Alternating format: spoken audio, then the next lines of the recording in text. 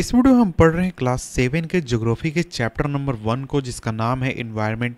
और इस चैप्टर में हम इन्वायरमेंट से रिलेटेड कुछ चीज़ों को सीखने वाले हैं, कुछ चीज़ों को पढ़ने वाले हैं। तो आइए हम शुरुआत करते हैं इस चैप्टर को। तो देखिए, इस चैप्टर के शुरुआत में एक छोटी सी कहानी आपको बताई गई है। इस कहानी को पढ़ना हमारे लिए थोड़ा ज़रूरी हो जाता है, क्योंकि इस कहानी से जोड़कर ही इस चैप्टर को पढ़ाया गया है। तो आइए हम शुरुआत करते हैं और इस कहानी को थोड़ा सा हम पढ़ लेते हैं। तो देखिए, ये जो कहानी है, ये एक लड़के की कहानी है जिसका नाम है रवि, जो कि काफ़ी लंबी छुट्टी पर गया था। और छुट्टी से वापस जब आता है तो ये अपने स्कूल के पास एक प्लेग्राउंड था जहाँ पर ये खेला करता था। वो उस प्लेग्राउंड को देखता है तो वहाँ पर काफ़ी गड्ढे बने हुए हैं, और वहाँ पर उसे पता चलता है कि वहाँ पर बहुत बड़ी बिल्डिंग बनने वाली है, जहाँ जिसमें काफ़ी सारे फ्लैट्स होंगे। और इस चीज़ को देखकर रवि जो है वो काफ़ी दुखी हो जाता है, और उसकी आंखों में आंसू आ जाते हैं कि जिस प्लेग्राउंड में वो खेला करता था, जहाँ पर काफ़ी हरे घास हुआ करते थे, मैरीगोल्ड्स होते थे, बटरफ्लाइज होते थे, वो अब हमेशा के लिए ख़त्म होने वाला है। और अब कभी भी वो वहाँ पर खेल नहीं पाएगा, घूम नहीं पाएगा। वो इस बात को लेकर काफ़ी चिंता में आ जाता है, और अपने फीलिंग्स को, अपनी बातों को अपने क्लासमेट्स के साथ शेयर करता है। इस बात को अपने क्लासमेट के साथ शेयर करता है, और इसके साथ ही असेंबली में जो प्रिंसिपल हैं स्कूल के, वो भी इस चीज़ को ऑब्जर्व करते हैं और कहते हैं कि देखो किस तरीके से हमारा जो इन्वायरमेंट है वो चेंज हो रहा है। तो अब यहाँ पर आगे जो बात होती है उसमें रवि जो है वो अपने टीचर से पूछता है कि आखिर ये इन्वायरमेंट होता क्या है, what is environment. Whatever you see in your surroundings, said the teacher. यानी कि जो हमारे आसपास जितने भी चीज़ें हम देखते हैं, जितनी भी चीज़ें हमारे आसपास हैं, वो हमारा इन्वायरमेंट है। लेकिन अगर हम साइड में देखें तो साइड में यहाँ पर भी इन्वायरमेंट के बारे में थोड़ा सा बताया गया है, और यहाँ पर कहा गया है environment is our basic life support system. It provides the air we breathe, the water we drink, the food we eat and the land where we live. तो देखिए, यहाँ पर सिंपल एक अलग तरीके का डेफिनेशन दिया गया है कि इन्वायरमेंट एक तरीके का बेसिक लाइफ सपोर्ट सिस्टम है, जो कि हमें हवा, पानी, सभी चीज़ों को प्रोवाइड करता है। यानी जितने भी चीज़ें हमें ज़रूरत है वो इन्वायरमेंट हमें प्रोवाइड करता है। इसके बाद आगे रवि जो है वो पूछता है कि इसका मतलब कि हमारा जो स्कूल बिल्डिंग हो गया, टेबल हो गया, चेयर, क्लासरूम, ये सभी चीज़ें हैं, यानी क्लासरूम में जो चेयर है या फिर जितनी भी चीज़ें हैं, जैसे कि open field, the road, garbage, मेरे दोस्त, सभी क्या इन्वायरमेंट हैं। तो टीचर इसका जवाब देता है हाँ, सभी जो हैं वो इन्वायरमेंट हैं। लेकिन टीचर एक बात को समझाता है कि कुछ ऑब्जेक्ट जो हैं जिसको नेचर द्वारा बनाया जाता है, जैसे कि माउंटेन हो गए, रिवर्स हो गए, ट्रीज़ हो गए, एनिमल्स हो गए, ये आपके नेचुरल इन्वायरमेंट के हिस्से होते हैं। इसका मतलब है कि कुछ चीज़ें नेचर द्वारा बनाए जाते हैं, और इसके अलावा कुछ लोगों द्वारा बनाए जाते हैं, जो इंसानों द्वारा बनाए जाते हैं अपने यूज़ के लिए, जैसे कि रोड्स हो गए, कार्स हो गए, क्लोथ्स, बुक्स। इनको नेचर द्वारा नहीं बनाया जाता, इनको इंसानों द्वारा बनाया जाता है अपनी चीज़ ज़रूरत के हिसाब से, अपने यूज़ के हिसाब से। इसके बाद जो टीचर है वो कहता है कि आप लोग पेयर में काम करें, यानी स्टूडेंट्स को कहता है कि आप लोग पेयर में काम करें और एक लिस्ट बनाएं, जिसमें कि आप एक तरीके से बनाएं कि कौन कौन सी चीज़ें हैं जो नेचर द्वारा बनाई गई हैं और कौन सी चीज़ें ह्यूमन बींग्स द्वारा बनाई गई हैं। तो इस बात को सुनकर जो स्टूडेंट्स हैं वो काफ़ी खुश हो जाते हैं, और इस बात के लिए काफ़ी एक्साइटेड हो जाते हैं इस लिस्ट को बनाने के लिए। और स्टूडेंट्स आपके रवि, परमजीत, जेसी, मुस्तफ़ा, आशा, सभी स्टूडेंट जो है वो काफ़ी खुश हो जाते हैं, इसमें लग जाते हैं। लेकिन यहाँ पर एक लड़का है, इकबाल, जो कि क्वेश्चन पूछता है, why is our environment changing. आखिर ऐसा क्या हो रहा है कि हमारा इन्वायरमेंट चेंज हो रहा है, आखिर हमारा इन्वायरमेंट चेंज क्यों हो रहा है, ये उस लड़के का सवाल है। तो इसके बाद टीचर जो है वो जवाब देता है, it's all because of our need. यानी जो हमारी ज़रूरतें हैं उसकी वजह से। हमारी जो ज़रूरत है वो कई बार चेंज होती हैं, कई बार बढ़ जाती हैं, लोग बढ़ रहे हैं, इसके साथ ही ज़रूरत भी बढ़ रहे हैं। इसके साथ ही हमेशा हम देख रहे हैं कि हमारा देश जो है विकास कर रहा है, दुनिया विकास कर रहा है, हमारी जो ज़रूरतें हैं वो काफ़ी ज़्यादा चेंज करें। यानी जो चीज़ें हमें पहले चाहिए होती थी उसके मुकाबले अब हमें दूसरी चीज़ें चाहिए। इसलिए हमारा जो इन्वायरमेंट है वो इंसानों की ज़रूरत के हिसाब से ढल रहा है या फिर बदल रहा है। और यहाँ पर ये लिखा गया कि हमारा जो यूज़ है वो डे बाय डे बढ़ रहा है, और इसके साथ ही हम जो है कई बार इन्वायरमेंट को मॉडिफाई करते हैं, या फिर अपने नेचुरल सराउंडिंग को कई बार डिस्ट्रॉय भी कर देते हैं अपनी ज़रूरतों के लिए। तो यहाँ पर आगे बढ़ें, तो आगे बढ़ने से पहले यहाँ पर इस इमेज को देखना ज़रूरी है, क्योंकि यहाँ पर देखिए कंपोनेंट्स ऑफ इन्वायरमेंट बताया गया है। तो देखिए इन्वायरमेंट के कौन कौन से कंपोनेंट हैं। तो पहला तो हो गया नेचुरल, दूसरा ह्यूमन मेड, और तीसरा ह्यूमन। तो ह्यूमन भी इन्वायरमेंट का ही हिस्सा है। नेचुरल में आपका वाटर आ जाता है, एयर आ जाता है, लैंड, लिविंग थिंग्स, ये सभी आ जाते हैं, यानी वैसे नेचुरल चीज़ जिसको नेचर द्वारा बनाया गया है। इसके बाद दूसरा है आपका ह्यूमन मेड। ह्यूमन मेड में आपका बिल्डिंग आ गया, पार्क्स आ गए, ब्रिजेस आ गए, रोड्स, मॉन्यूमेंट्स, इंडस्ट्रीज, ये सभी चीज़ें आ गई जिसको कि इंसानों ने काम करके बनाया है या फिर इंसानों ने बनाया है, नेचर द्वारा उनको बनाया नहीं मिला है। इसके बाद थर्ड है ह्यूमन। ह्यूमन में आपका इंसान आ गए, जैसे कि आप खुद क्या हैं, आप इन्वायरमेंट का एक हिस्सा है, इन्वायरमेंट का एक कंपोनेंट है। इसके बाद आपका फैमिली, आपकी कम्युनिटी, रिलीजन, एजुकेशन, इकोनॉमिक या फिर पॉलिटिकल सिचुएशन, ये सभी क्या है, इन्वायरमेंट का हिस्सा है। क्योंकि देखिए इन्वायरमेंट का सिर्फ ये मतलब नहीं होता कि आप अपने घर के आसपास की चीज़ों को देखकर बात करें कि आप इन्वायरमेंट में रह रहे हैं तो इसका सिर्फ ये मतलब है कि आपके बगल का बिल्डिंग कैसा है, आप जंगलों में हैं या फिर आप पहाड़ पर हैं, वो सिर्फ मतलब नहीं है। उसका मतलब है कि आपका इकोनॉमिक इन्वायरमेंट कैसा है, आपका पॉलिटिकल सिचुएशन कैसा है आपके इलाके का, आपका रिलीजन क्या है, उसका इन्वायरमेंट भी एक अलग होता है। तो इन्वायरमेंट जो है वो बहुत तरीके के होते हैं। इसके बाद आगे बढ़े तो आगे यहाँ पर कहा गया है कि ऊपर के कन्वर्सेशन से आप एक तरीके से समझ गए हैं कि जो प्लेस है, लोग हैं, थिंग्स हैं या फिर जो नेचर हैं, जो किसी भी लिविंग ऑर्गेनिज्म के आसपास आपको जो चीज़ें देखने को मिलती हैं उसको हम इन्वायरमेंट कहते हैं, यानी सभी को मिलाकर हम उसे इन्वायरमेंट कहते हैं। और एक तरीके से ये कम्बिनेशन होता है नेचुरल और ह्यूमन मेड फेनोमेना का, यानी नेचुरल इन्वायरमेंट का भी और इसके साथ ही ह्यूमन मेड इन्वायरमेंट जो है उन सभी का मिला जुला जो रूप है उसी को हम कंप्लीट इन्वायरमेंट कहते हैं। तो देखिए नेचुरल इन्वायरमेंट जो हो गया उसमें आपका बायोटिक और एबायोटिक कंपोनेंट्स आ जाते हैं, कंडीशंस आ जाते हैं जो कि अर्थ पर मौजूद हैं।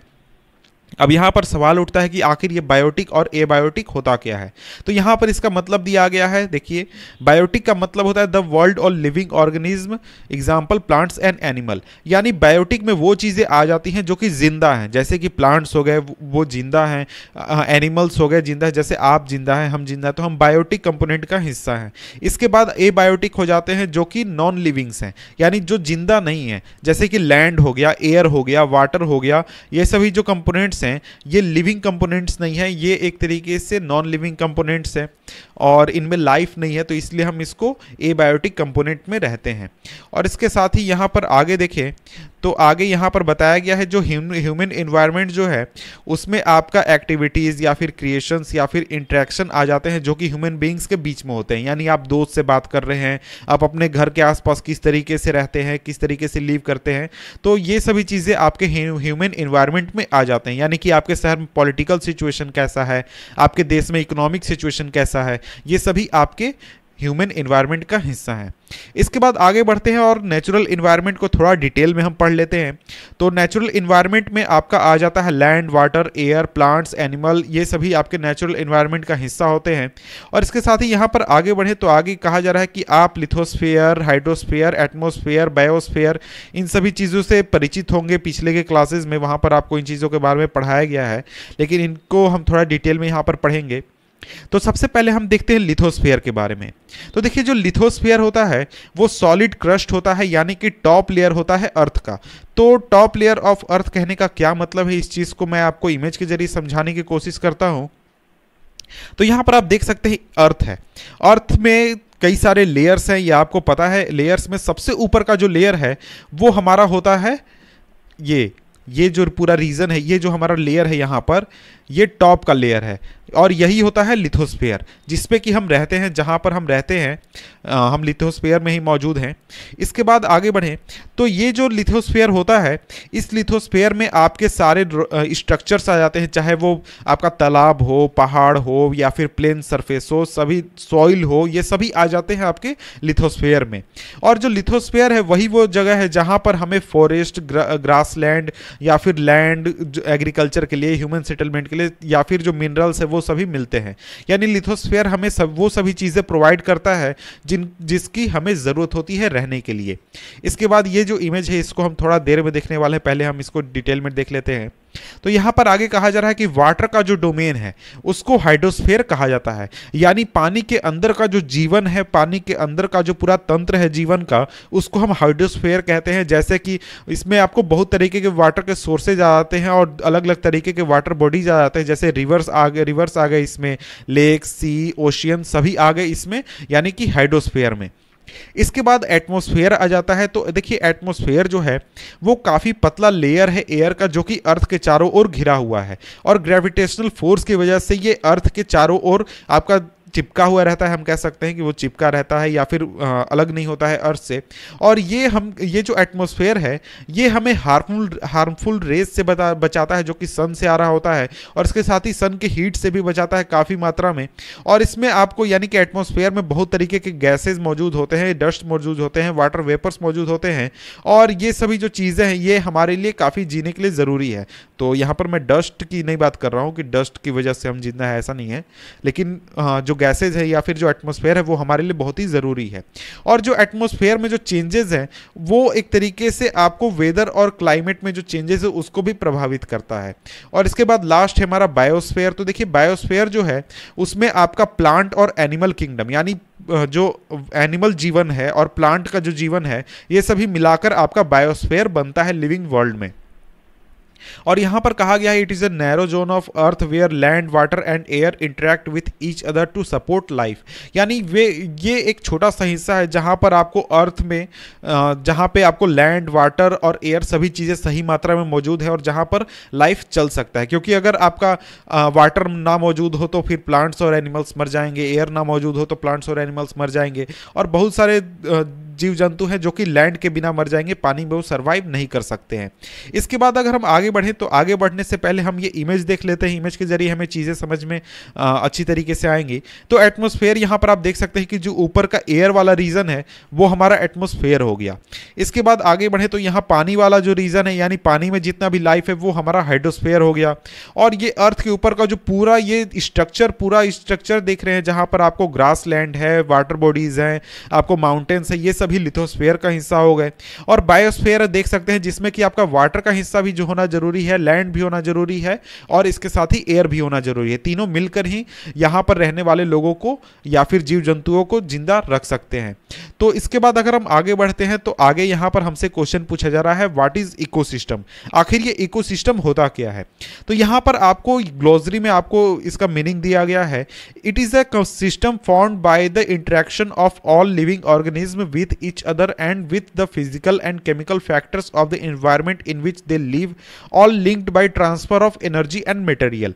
तो देखिए इकोसिस्टम एक तरीके का तंत्र होता है, एक तरीके का सिस्टम होता है, और ये तैयार होता है जितने भी लिविंग ऑर्गेनिज्म हैं जब एक दूसरे से इंटरेक्ट करते हैं। यानी आप जाकर किसी कुत्ते से जाकर उसको रोटी खिला रहे हैं, या फिर सिंपल आप इससे अच्छा एग्जांपल होगा कि समझिए कि कोई जंगल है, वहां पर जो पेड़ है और पेड़ पर आपको जाकर कोई जानवर है जो कि पत्ते खा रहा है, मान लीजिए कोई बकरी है वो जाकर पत्ते खा रही है वहाँ पर पौधे से, पेड़ से, और फिर जो शेर है वो जाकर बकरी को खा जा रहा है, शेर मर जा रहा है। तो शेर मरने की वजह से जो वहाँ पर जो सड़े गले उसके अंग बच जाते हैं तो उससे कोई पेड़ उग जाता है या फिर पेड़ को खाद मिल जाता है। तो इस तरीके से एक पूरा सिस्टम तैयार होता है जिसमें एक जानवर दूसरे जानवर के ऊपर डिपेंडेंट है जिंदा रहने के लिए, एक दूसरे को वो सपोर्ट करते हैं किसी न तरीके से। तो यही जो पूरा तंत्र है, यही जो पूरा सिस्टम है, यही इकोसिस्टम होता है, इकोसिस्टम कहलाता है। और इसके बाद भी छोटी सी कहानी है कि देखिए एनसीसी कैंप में जो रवि है वो जाता है, वहाँ पर जो जेसी है वो कहती है कि क्या कितना ज़्यादा यहाँ पर डाउनपोर है, ये मुझे मेरे घर की याद दिलाता है, केरला की, जहाँ पर काफ़ी पोर्स होते थे, काफ़ी ज़्यादा पोरिंग होती थी, और वहाँ पर काफ़ी लश ग्रीन फील्ड्स होते थे, कोकोनट प्लांटेशन होता था।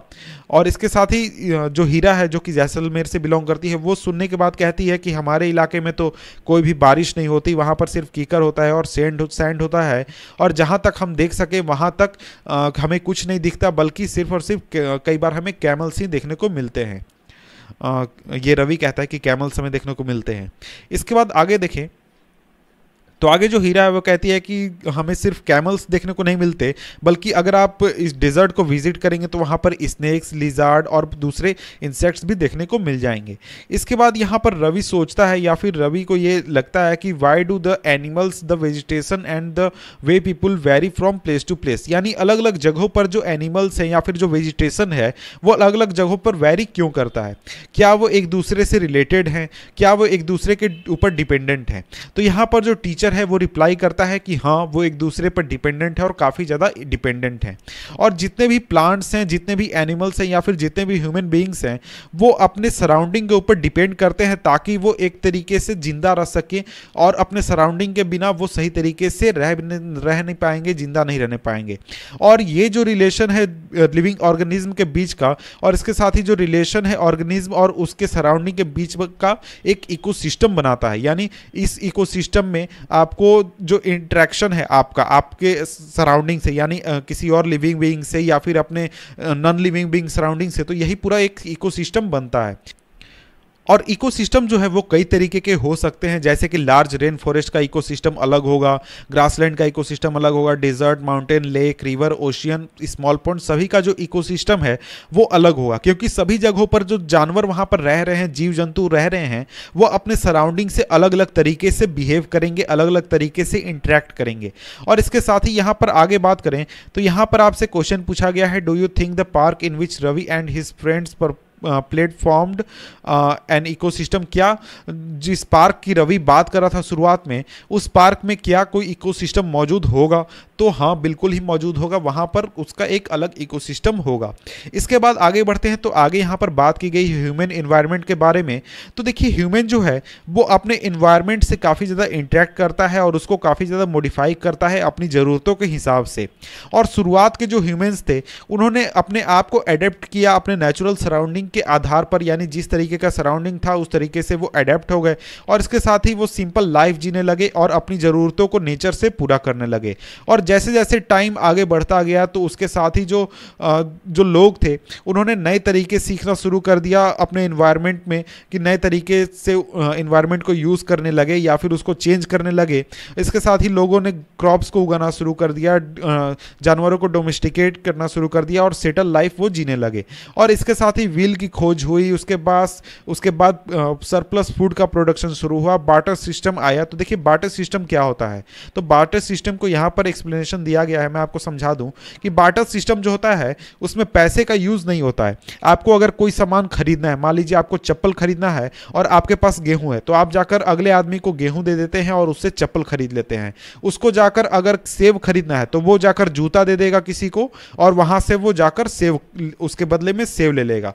तो इस तरीके से जो एक्सचेंज होता है सामान का उसको हम बार्टर सिस्टम कहते हैं। और बार्टर सिस्टम के आने के बाद वहाँ पर काफ़ी तरीके के ट्रेड शुरू हो गए, कॉमर्स शुरू हो गया, इंडस्ट्रियल रिवॉल्यूशन आया और इसके साथ ही आगे चलकर लार्ज स्केल प्रोडक्शन आया। और इसके बाद ट्रांसपोर्टेशन तो जो था वो भी काफ़ी फास्ट हो गया, इंफॉर्मेशन रिवॉल्यूशन आया और इसकी वजह से कम्युनिकेशन काफ़ी ईजी हो गया और पूरे वर्ल्ड पर हम एक तरीके से कम्युनिकेशन काफ़ी आसानी से करने लगे।